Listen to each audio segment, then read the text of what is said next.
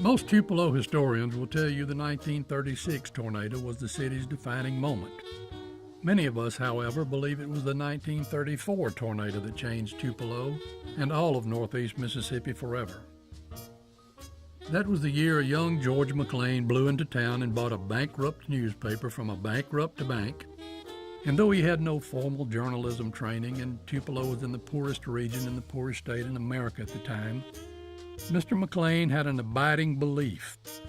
All that could change if its people started believing in themselves and investing in themselves.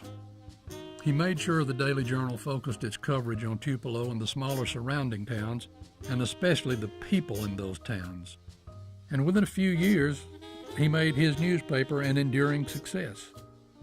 Working in the 1970s at the Northeast Mississippi Daily Journal, I quickly learned his character: demanding, caring, and generous. He expected things to be done right, and he didn't hesitate telling us if they weren't. By the same token, he cared deeply about the Journal family as a whole and each of us individually. By his own admission, he had a terrible temper. He probably holds some kind of record for apology notes, and I'm pretty sure he's never been described as gregarious.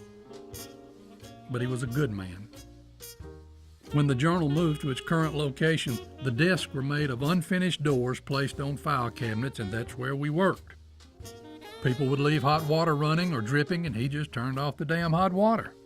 Then again, he was just as likely to give $25,000 to a good cause. And before the conversation was over, commit 2 or 3 of his peers to the same amount without them even knowing it.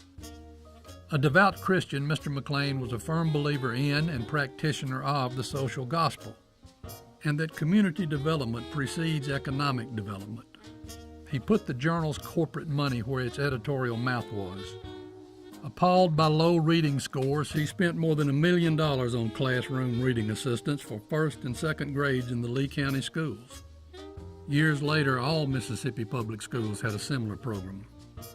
And by pure George McLean willpower, he enticed both Itawamba Community College and the University of Mississippi to open campuses in Tupelo. It's our regional cooperation that Mr. McLean preached so intensely and invested in so heavily that has made us who we are. He was the visionary behind the Community Development Foundation, responsible for hundreds of thousands of jobs in northeast Mississippi. In 1972, Mr. McLean established the CREATE Foundation with assets of not quite $1,500.